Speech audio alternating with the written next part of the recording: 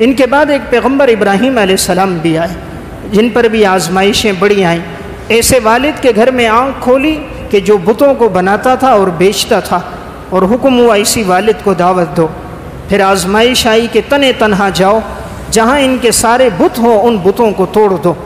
پھر آزمائش آئی کہ جا کر وقت کے بادشاہ نمرود کو دعوت دو۔ پھر ایک بڑی آزمائش آئی کہ آگ میں ڈال دیا گیا، رب العالمین نے آگ کو گلے گلزار بنا دیا۔ پھر آزمائش آئی کہ اپنی بیوی اور دودھ پیتے بچے کو صحرا میں چھوڑ کر آؤ۔ پھر آزمائش آئی کہ اپنے لخت جگر کے گلے پر اپنے ہاتھ سے چھری چلا دو۔ انبیاء علیہ السلام پر بڑی آزمائشیں آئیں۔ انہیں انبیاء علیہ السلام میں پیغمبر حضرت یونس علیہ السلام بھی تھے۔ آزمائشیں اور تکلیفیں کتنی ہیں، قوم کے لوگوں کو دعوت دیتے رہے لیکن وہ لوگ دین کی طرف نہ آئے۔ آخر انہوں نے کہہ دیا 3 دن کے بعد تم پر عذاب آنے والا ہے۔ نوح علیہ السلام وہاں سے چلے، دریا کے کنارے پہنچے، کشتی جا رہی تھی، اس میں سوار ہو گئے۔ اب کشتی ہلنے لگی، بظاہر لگتا تھا ابھی ڈوب جائے گی، موجیں زیادہ آ گئیں۔ کشتی میں کسی نے کہا لگتا ہے کوئی غلام اپنے آقا سے بھاگا ہوا ہے جس کی وجہ سے یہ آزمائش آ رہی ہے، ایسا شخص جو بھی ہے وہ سمندر میں چھلانگ لگا دے، اس کی وجہ سے ہم سارے نہ ڈوب جائیں۔ حضرت یونس علیہ السلام نے کہا وہ میں ہی ہوں جو اپنے آقا کے حکم سے پہلے نکل گیا ہوں، حالانکہ وقت کے پیغمبر ہیں۔ لوگ کہتے ہیں نہیں آپ نہیں ہو سکتے، ہم میں سے کوئی ہوگا۔ چنانچہ قرآن اندازی ہوتی ہے، نام آپ کا نکلتا ہے۔ اللہ اپنے بندوں کو آزماتا تو ہے، پھر قرآن اندازی ہوتی ہے، پھر نام آپ کا نکلتا ہے، پھر قرآن اندازی ہوتی ہے، پھر نام آپ کا نکلتا ہے۔ حضرت یونس علیہ السلام کشتی سے سمندر میں چھلانگ لگا دیتے ہیں، اور اللہ رب العزت اب مچھلی کو حکم دیتا ہے، اور مچھلی یونس علیہ السلام کو پیٹ میں لے رہی ہے۔ فنادى في الظلمات اللہ الہ الا انت سبحانک انی کنت من الظالمین۔ اندھیروں میں، تکلیفوں میں، آزمائشوں میں حضرت یونس علیہ السلام نے صرف اللہ کو پکارا۔ 40 دن مچھلی کے پیٹ میں رہے، سمندر کی تہ کا اندھیرا، مچھلی کے پیٹ کا اندھیرا، مچھلی کے پیٹ کے اندرونی حصے کا اندھیرا، ان سب اندھیروں میں صرف اللہ کو پکارا اور یہی کہا اے اللہ مجھ سے ظلم ہو گیا، مجھ سے کوتاہی ہو گئی، تیری ذات پاک ہے، تو مجھے معاف کر دے، میں قصور والوں میں سے ہوں۔ تو انبیاء علیہ السلام کا مقام کتنا بلند ہے، لیکن اللہ کی طرف سے آزمائشیں بھی بڑی آتی ہیں۔ اس لیے کسی مصیبت کا آ جانا، میں عرض کر رہا ہوں، اللہ کی ناراضگی کی علامت نہیں۔ اللہ مصیبتوں کے ذریعے بندے کو اپنی طرف متوجہ کرتا ہے، کبھی مال میں پریشانی لا کر، کبھی اولاد کی بیماری کے ذریعے، کبھی جان اور مال میں تکلیف کے ذریعے، تاکہ میرا بندہ میری طرف متوجہ ہو جائے۔ انبیاء علیہ السلام میں ایک نبی حضرت یوسف علیہ السلام بھی آئے۔ آزمائشیں کتنی سخت ہیں، اپنے ہی بھائی ہیں اور وہ لے کر چلے ہیں، مشورہ ہوتا ہے۔ ہمارے والد حضرت یعقوب علیہ السلام ان سے زیادہ محبت کرتے ہیں، ہم سے کم کرتے ہیں، تو اس کو راستے سے ہٹاتے ہیں، قتل کرتے ہیں۔ 11 بھائی ہیں، سارے مشورہ کر رہے ہیں، 10 نے آپس میں مشورہ ہوا، کوئی کہتا ہے قتل کرو، کوئی کہتا ہے کنویں میں ڈال دو۔ بڑا بھائی آگے سے یہودا کہتا ہے قال قائل منهم لا تقتلوا يوسف والقوه في غيابة الجب يلتقطه بعض السيارة ان كنتم فاعلين۔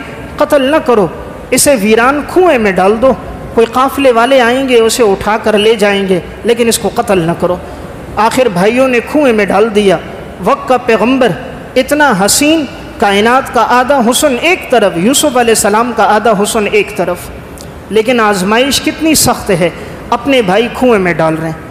اس سے معلوم ہوا خون کے رشتوں میں وفا نہیں ہوتی۔ اگر خون کے رشتوں میں وفا ہوتی، یوسف علیہ السلام کے بھائی اپنے ہی بھائی کو کنویں میں نہ ڈالتے۔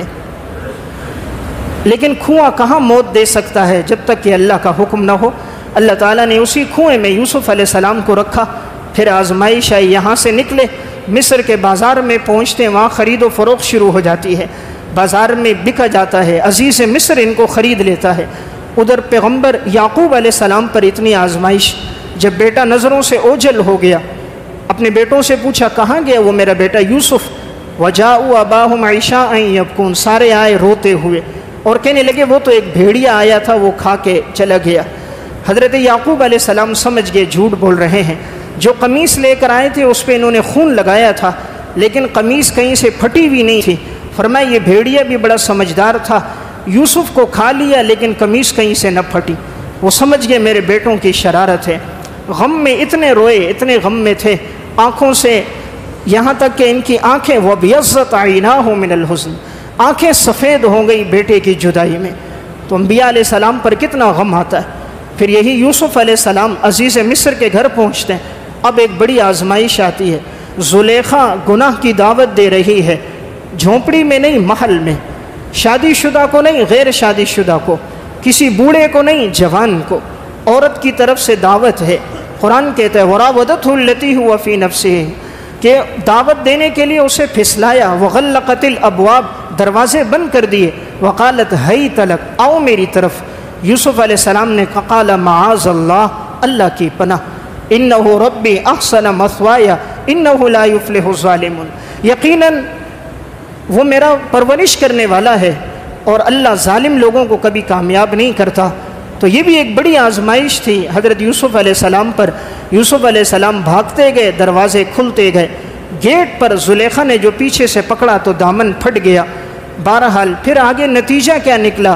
زلیخا نے الزام لگا دیا اور کہا اس نے غلط نگاہ ڈالی آپ کی گھر والی پر۔ آزمائش آئی، 7 سال تک پھر یوسف علیہ السلام جیل میں رہے، کوئی قصور نہیں، اپنی طرف سے کوئی خطا نہیں، لیکن آزمائش تھی، 7 سال پھر رہے۔ 7 سال کے بعد پھر اللہ نے ایسی عزت دی، خواب کی تعبیر بتائی۔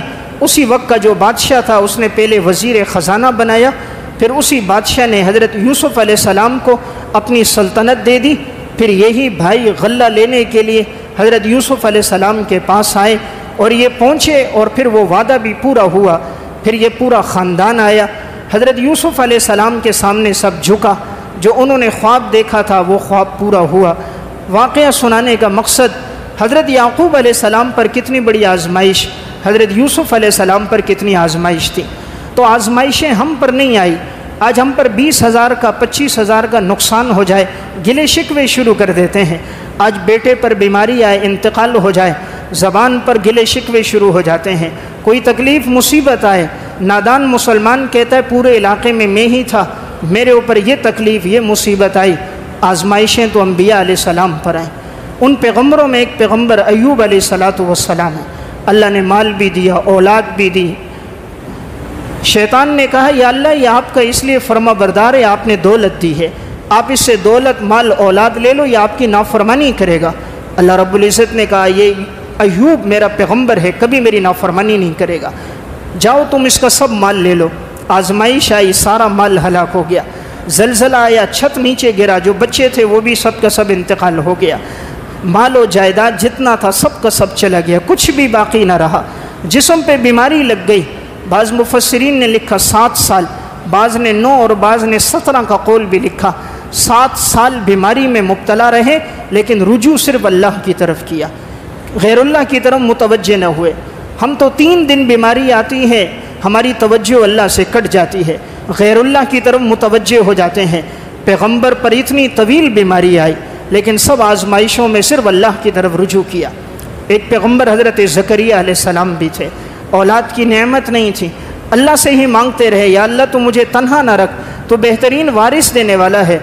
اللہ تعالیٰ نے پھر انہیں وارث عطا فرمایا۔ بڑھاپے میں یحییٰ علیہ السلام کی دولت سے اللہ نے نوازا۔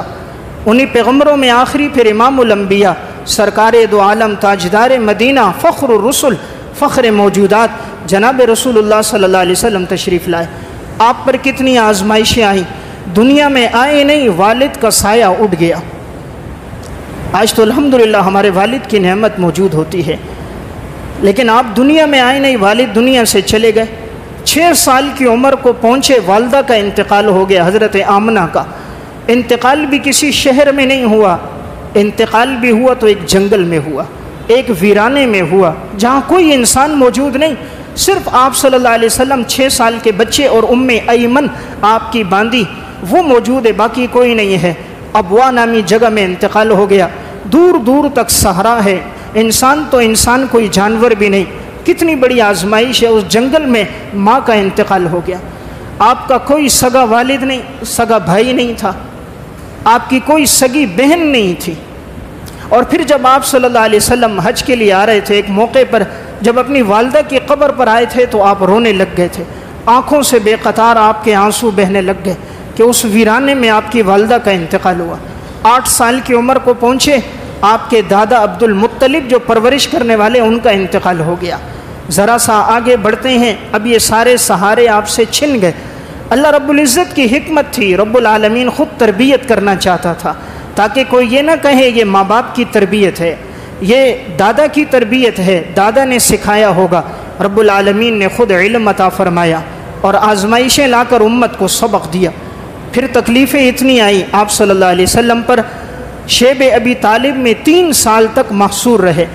ان دشمنوں نے وہاں قید کر دیا، وہیں کھانا وہیں پینا، وہاں سے باہر آپ نکل نہیں سکتے تھے۔ 3 سال آپ کے مشقت میں وہ گزر گئے۔ پھر اللہ کی طرف سے آزمائش، عام الحزن کے سال آپ صلی اللہ علیہ وسلم کی اہلیہ حضرت ختیجہ رضی اللہ تعالیٰ عنہ کا انتقال ہو گیا۔ اسی دن آپ کے چچا ابو طالب کا بھی انتقال ہو گیا۔ آپ صلی اللہ علیہ وسلم اس سال میں فرمایا یہ سال بڑے غم کا سال تھا کہ میری رفیق حیات بھی دنیا سے چل بسی، چچا کا بھی انتقال ہو گیا۔ کتنی آزمائشیں ہیں، 3 بیٹوں کا انتقال زندگی میں ہو گیا، 3 بیٹیوں کا انتقال زندگی میں ہو گیا۔ آپ کی زندگی میں رقیہ، ام کلثوم اور زینب کا انتقال، حضرت فاطمہ کا انتقال حضور کے جانے کے 6 ماہ کے بعد ہوا۔ آزمائش کتنی، آپ کا چھوٹا بیٹا ابراہیم، آپ صلی اللہ علیہ وسلم کو پتہ چلا وہ بیمار ہے، صحیح بخاری کی روایت ہے، حضور گھر گئے، عبد الرحمن ابن عوف آپ کے ساتھ ہیں، اپنے بیٹے ابراہیم کو اٹھایا، دیکھا آخری وقت ہچکیاں لے رہا ہے۔ آپ صلی اللہ علیہ وسلم یہ برداشت نہ کر سکے۔ جب موت کا وقت ہوتا ہے، جسم سے روح نکل رہی ہوتی ہے، پختہ سے پختہ دل والا بھی ہوتا ہے، دل لرز جاتا ہے، آنکھوں سے آنسوں کا نکل جانا یہ منع نہیں ہے، شریعت میں جزا فضا منع ہے، چیخنا چلانا، گریبان پھاڑنا، رخسار پیٹنا منع ہے، آنکھوں سے آنسوؤں کا نکل جانا یہ تو شفقت ہے، یہ تو محبت ہے، یہ تو غم کا ہلکا ہونا ہے۔ آپ کی آنکھوں سے آنسو بہ رہے ہیں، بیٹا ابراہیم آپ کی گود میں ہے۔ عبد الرحمن بن عوف فرماتے ہیں یا رسول اللہ یہ کیا؟ آپ نے فرمایا یہ رحمت ہے۔ آپ نے اپنے بیٹے کو اٹھایا، چوما، بیٹے کو بوسہ دیا، لیکن کر کچھ نہیں سکتے، زندگی اور موت اللہ کے ہاتھ میں، نبی نہیں زندگی دے سکتا اگر رب العالمین نہ عطا فرمائے۔ آپ نے دیکھا جب روح نکلنے لگی اور روح جسم سے پرواز کر گئی، ایک جملہ کہا، فرمایا ان العین تدمع والقلب یحزن، ہمارا دل غمگین ہو گیا، آنکھوں سے آنسو بہ رہے ہیں، ولا نقول الا ما يرضى ربنا، ہم نہیں کہیں گے مگر وہ جس پہ ہمارا رب راضی ہوگا۔ اور آپ نے ایک جملہ کہا وَإِنَّا بِفِرَاقِكَ يَا إِبْرَاهِيمُ لَمَحْزُونُونَ، اے ابراہیم تیری جدائی میں بڑا غمگین ہوں، اے ابراہیم تیری جدائی میں بڑا غمگین ہوں۔ اپنی زندگی میں 3 بیٹوں کا انتقال ہو گیا۔ آپ صلی اللہ علیہ وسلم بدر میں جا رہے ہیں، سن 2 ہجری کا واقعہ ہے، حضور بدر میں گئے ہیں، پیچھے بیٹی رقیہ کا انتقال ہو گیا۔ یہ بھی تو ہو سکتا تھا آپ موجود ہوتے بیٹی کے جنازے میں شرکت کر لیتے، یہ بھی تو ہو سکتا تھا موجود ہوتے بیٹی کو آخری وقت دیکھ لیتے، لیکن اللہ کی آزمائش تھی۔ حضور بدر میں ہیں، ادھر پیچھے رقیہ کا انتقال ہو گیا۔ آپ کی زندگی میں دوسری بیٹی ام کلثوم کا انتقال ہو گیا، آپ کی زندگی میں زینب کا انتقال ہو گیا۔ 3 بیٹوں کا انتقال، 3 بیٹیوں کا انتقال، رفیق حیات حضرت ختیجہ کا انتقال، ماں باپ دنیا سے چلے گئے، دادا چلے گئے، کتنی آزمائشیں۔ جب آپ صلی اللہ علیہ وسلم پہ سورہ لہب نازل ہوئی، آپ کی 2 بیٹیوں کا نکاح پہلے ابو لہب کے 2 بیٹوں سے ہوا تھا۔ جب یہ صورت نازل ہوئی تو وہ بدبخت آئے اور بیت اللہ کے اندر آ کر معاذ اللہ آپ کی طرف تھوکنے لگے اور کہا محمد ہم نے تیری بیٹیوں کو طلاق دے دی۔ اس وقت غیر مسلم سے نکاح حرام نہیں تھا، ہماری بیٹیوں کو دین کے لیے کسی نے طلاق نہیں دی، حضور کی بیٹیوں کو دین کے لیے طلاقیں دی گئیں، ہمارے جسم پر کسی نے اوجھڑی نہیں ڈالی۔ آپ صلی اللہ علیہ وسلم بیت اللہ میں سجدے میں جاتے ہیں اور عقبہ بن ابی معیط بدبخت اونٹ کی گندی اوجڑی لا کر آپ کے کندھے پہ رکھ دیتا ہے، آپ سجدے سے نہیں اٹھ سکتے۔ آپ کی بیٹی فاطمہ آ کر ہٹاتی ہے تو آپ سجدے سے اٹھتے ہیں۔ ہمارے گلے میں کسی نے کپڑا ڈال کر ہمیں کبھی گھسیٹا نہیں ہے، آپ کے گلے میں عقبہ بن ابی معیط کپڑا ڈال کر اپنی طرف گھسیٹنے لگ گئے۔ ہمیں اسلام کے لیے کبھی پتھر نہیں مارے گئے، ہم جہاں جاتے ہیں لوگ پھولوں سے استقبال کرتے ہیں، جس مسجد میں جاتے ہیں لوگ ہمارا اکرام کرتے ہیں، لوگ ہمارے بستروں کو اٹھاتے ہیں، سامان کو اٹھاتے ہیں، ہمیں سامان کھولنے نہیں دیتے، اکرام اتنا ہوتا ہے۔ حضور طائف میں جا رہے ہیں، اکرام نہیں ہو رہا، پتھر مارے جا رہے ہیں۔ اس نبی کے جسم پہ پتھر لگ رہا ہے جس کے لیے کائنات کا نظام بنا کہ جس پہ اعتراض ہوتا ہے تو دفاع اللہ کرتا ہے۔ مشرکین نے کہا آپ رسول نہیں، اللہ نے قرآن اتارا، یاسین والقرآن الحکیم انک لمن المرسلین، مجھے قرآن کی قسم میں نے تجھے رسول بنا کر بھیجا ہے۔ یہ تجھے رسول نہیں مانتے تو نہ مانے۔ مشرکین نے کہا مجنون اور دیوانے ہو، اللہ نے قرآن اتارا، نون والقلم وما یسطرون ما انت بنعمت ربک بمجنون، مجھے قلم کی قسم، قلم سے لکھنے والوں کی قسم، اے میرے پیغمبر تو دیوانہ نہیں ہے۔ جس نبی کو اللہ تسلیاں دے، جس کے زلفوں کی اللہ قسمیں کھائے، واللیل اذا یغشی، جس کے روشن چہرے کی قسم کھائے، والضحیٰ، جس کے شہر کی قسم کھائے، لا اقسم بہذا البلد، اس نبی کا کیا مقام ہوگا؟ جس کے صرف چہرہ اٹھانے سے اللہ بیت المقدس کی جگہ بیت اللہ کو قبلہ بنا دے، جس نبی کے انگلی کے اشارے پہ اللہ چاند کے 2 ٹکڑے کر دے، جو اپنا دست مبارک ڈالے تو اللہ انگلیوں سے پانی کے چشمے جاری کر دے، جو لعاب دہن نکالے تو ابو بکر صدیق کی ایڑی سے زہر کا اثر ختم کر دے، جو حضرت ابو قتادہ کی آنکھوں میں لعاب لگائے تو آنکھوں کی نظر دوبارہ لوٹ آئے، اس نبی کا کیا مقام ہے؟ لیکن طائف میں اسی نبی کو پتھر لگے۔ تو میں عرض کر رہا تھا سب سے زیادہ آزمائشیں انبیاء علیہ السلام پر آئیں، تکلیفیں آئی ہیں تو انبیاء علیہ السلام پر آئیں، ان انبیاء میں سب سے زیادہ جناب رسول اللہ صلی اللہ علیہ وسلم پر آئیں۔ بدر کا موقع ہے، 14 صحابہ اکرام کی شہادتیں ہو گئی۔ احد کا معرکہ ہے، 70 صحابہ اکرام شہید ہو گئے۔ آپ کے سگے چچا حضرت حمزہ رضی اللہ تعالیٰ عنہ کو شہید کر دیا گیا۔ کتنی بڑی آزمائش، آنکھ الگ کان الگ، یہاں تک کہ جگر نکال دیا گیا۔ آپ نے جب دیکھا تو آپ سے برداشت نہ ہوا، آنکھوں سے آنسو بہنے لگ گئے۔ کتنی بڑی آزمائش ہے آپ صلی اللہ علیہ وسلم کے لیے۔ دین کی خاطر آپ کے دونوں دانت ٹوٹ گئے، خود کی کڑیاں آپ کے رخسار میں لگیں، رخسار سے خون بہنے لگ گئے۔ اتنی آزمائشیں آپ پر آئی ہیں۔ تو میں عرض کر رہا تھا میرے اور عرب پر آزمائشیں نہیں آئیں، آزمائشیں تو انبیاء علیہ السلام اور سلف پہ آئیں۔ اس لیے کوئی تکلیف آئے انسان اللہ کی طرف رجوع کرے۔ اللہ تعالیٰ بندے کو اپنی طرف متوجہ کرنے کے لیے آزمائش لاتا ہے۔ بے صبری کے کلمات نہ کہے، اللہ کے فیصلے پہ راضی ہو، اسی پر اپنا ایمان رکھے، متوجہ ہو کر اللہ سے مانگے۔ انبیاء علیہ السلام کی آزمائشوں کو سوچیں، پھر معلوم ہوگا میرے اوپر آزمائش کم تھی، ان لوگوں پر آزمائش زیادہ تھی۔ اللہ ہم سب کو عمل کی توفیق عطا فرمائے۔